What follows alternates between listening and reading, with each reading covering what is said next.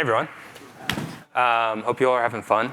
I think one of the coolest things is seeing a lot of old friends. Me and Chang actually met when we were in Feature Store land before LLMs were even a thing. So excited to be talking this time about context engineering.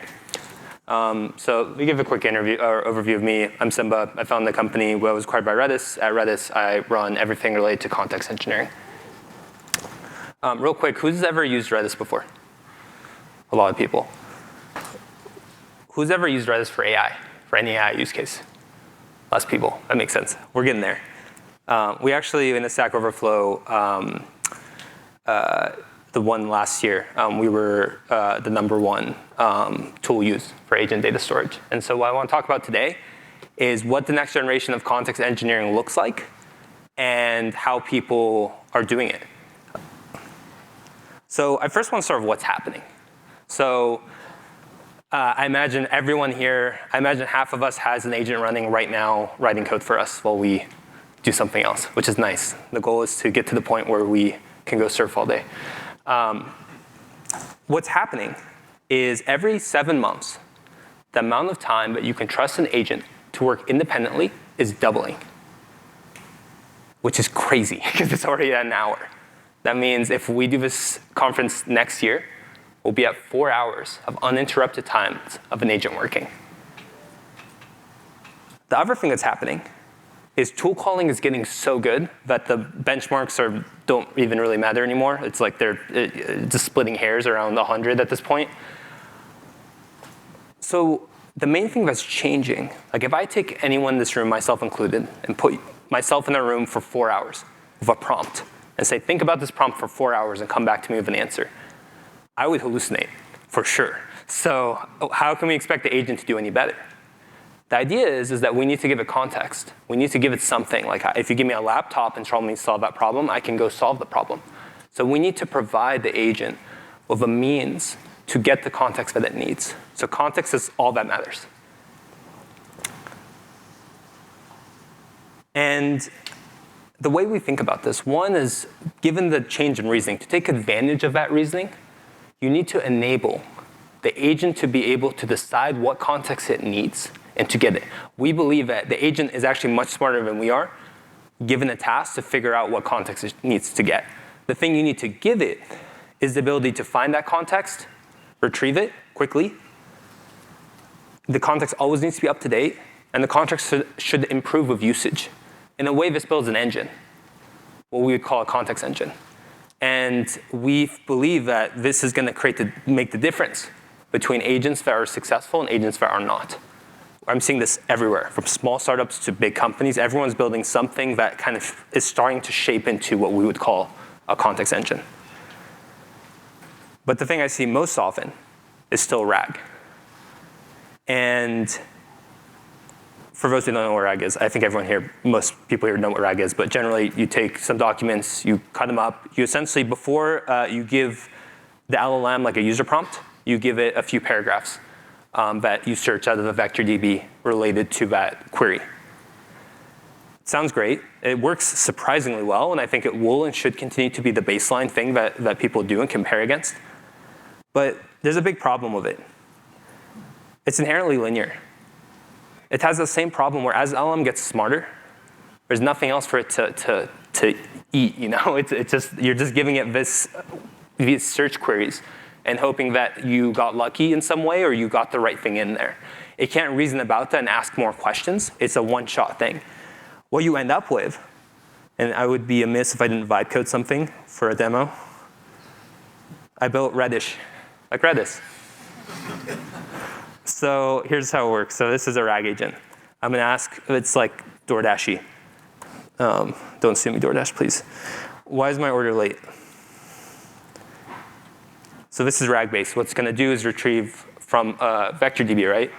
And it doesn't matter how good the vector DB is. This isn't a vector DB problem. This is purely an architectural problem of RAG. You're just going to get a response like, here are common reasons for delays. This sucks, right? Like, I mean, if you're starving, you're sitting at home, your order's late, you're asking, why is my order late? And you're like, here's some ideas. That's a terrible response. What you want to happen, right, is when you ask, why is my order late? It responds, it gets information it needs. And it's doing it.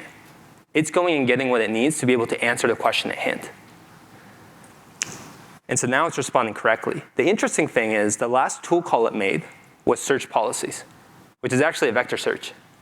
So I'm not saying that vector DBs are dead or whatever LinkedIn or Twitter saying nowadays. I'm just saying that the big difference is that reasoning is getting better and has way improved what we were able to get with RAG. And so we need to change how we think about context. That's really the core. If there's anything to take away from my talk, it's that. So that's enough Redis for now. The other thing that you've noticed is the use of structured data. There's this like BSC metric of like 96% or whatever of the world's data is unstructured, and that's probably true.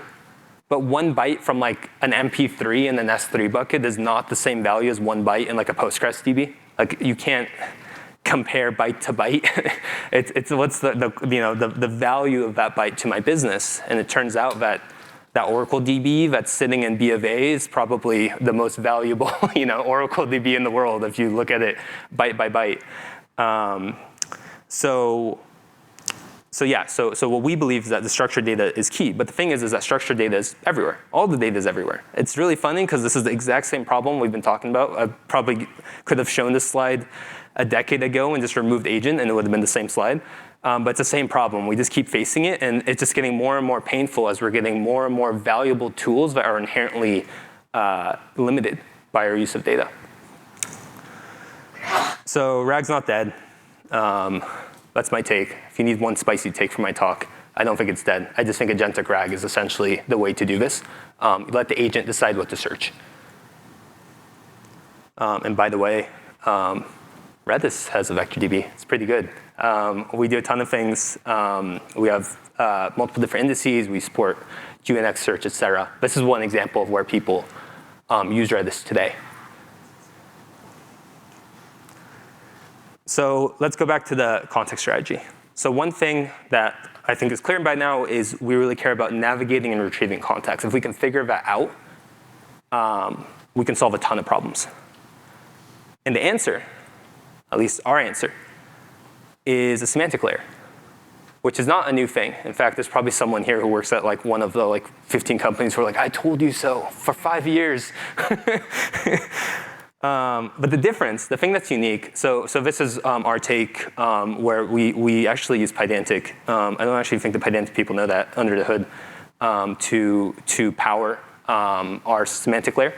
But the thing that's unique is it's OLTP, which is kind of weird. Like most people associate semantic layers of like Snowflake or Databricks or whatever you use.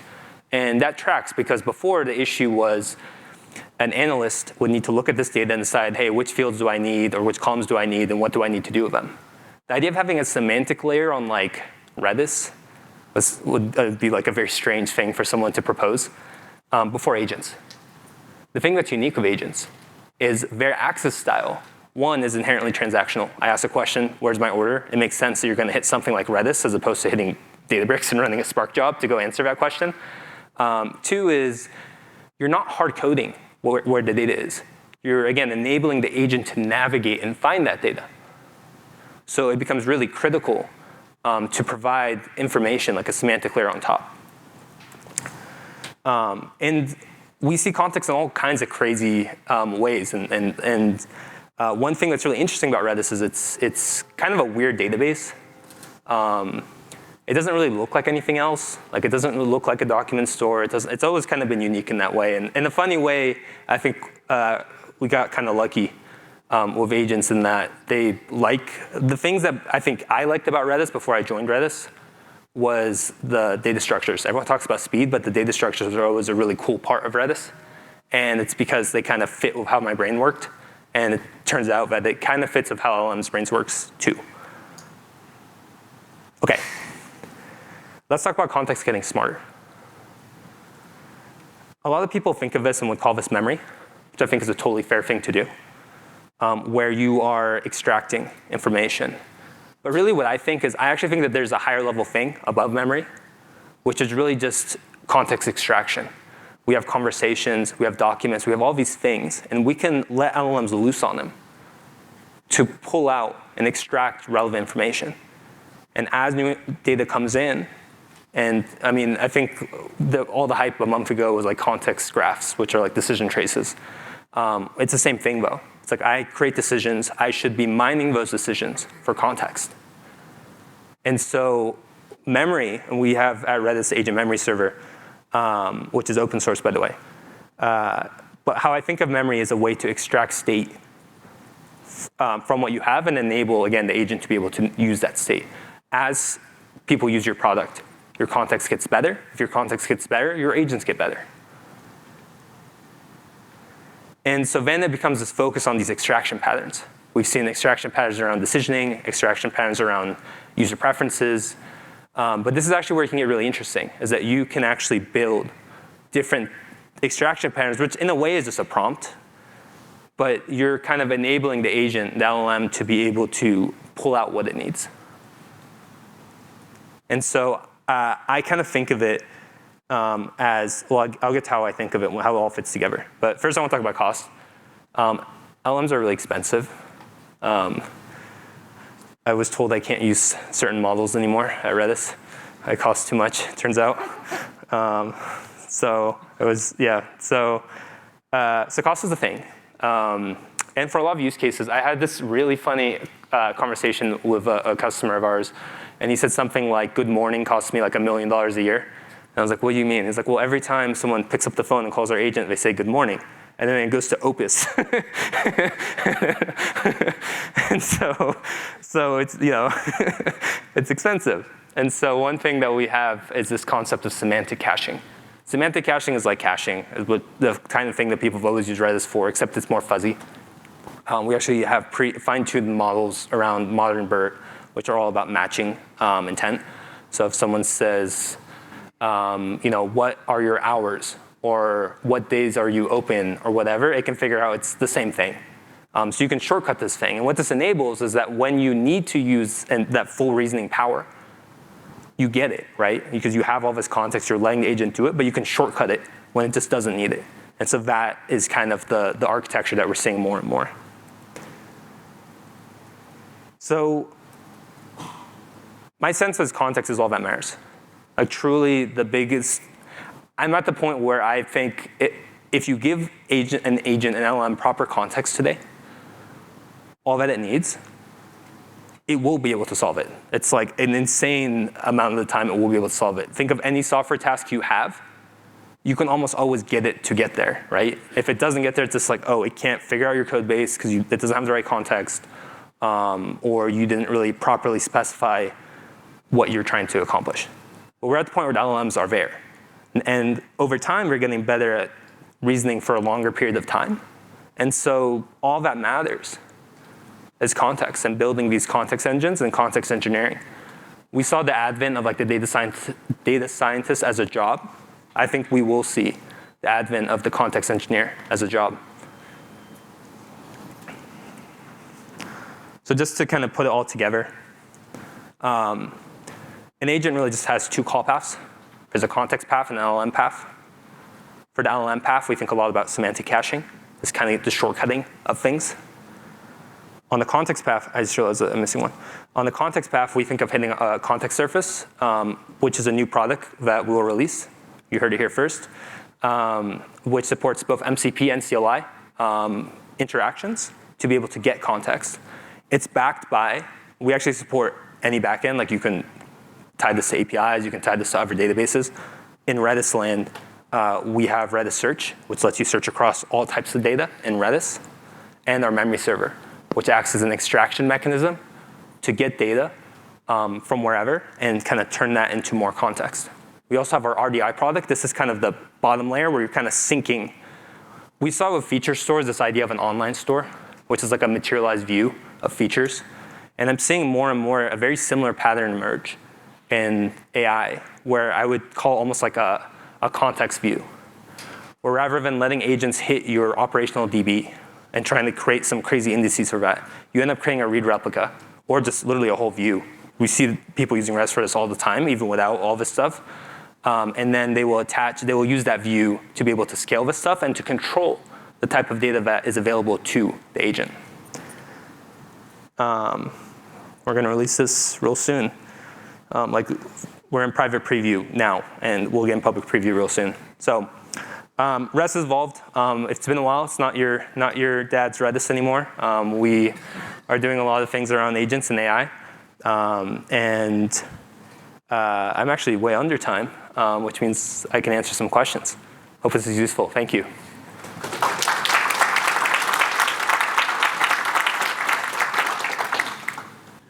So I'm kind of curious, since context is driven by semantics, so how you're going to progress across the path of storing your semantics the way humans store knowledge, starting from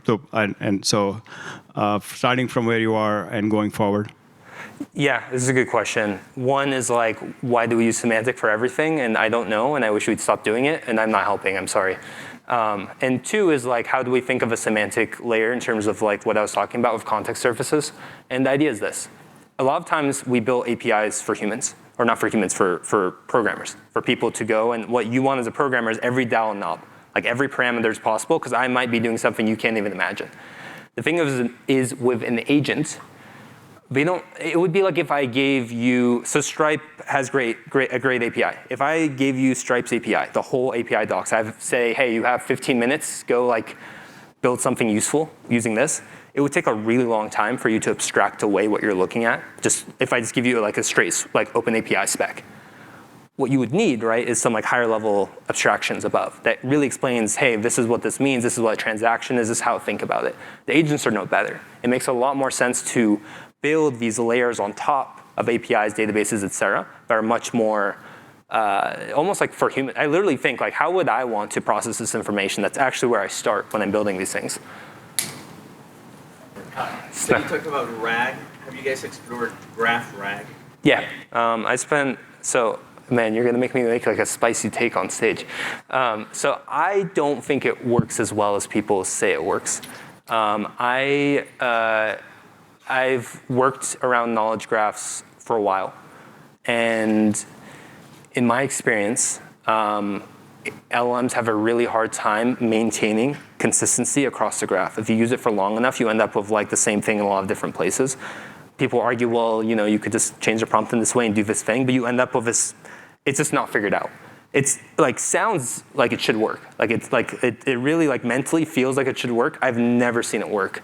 I know some people are doing it for memory and having some value, but I just think it's not the path. Not a full graph. A semantic graph makes sense. A graph a few ways out makes sense. But yeah.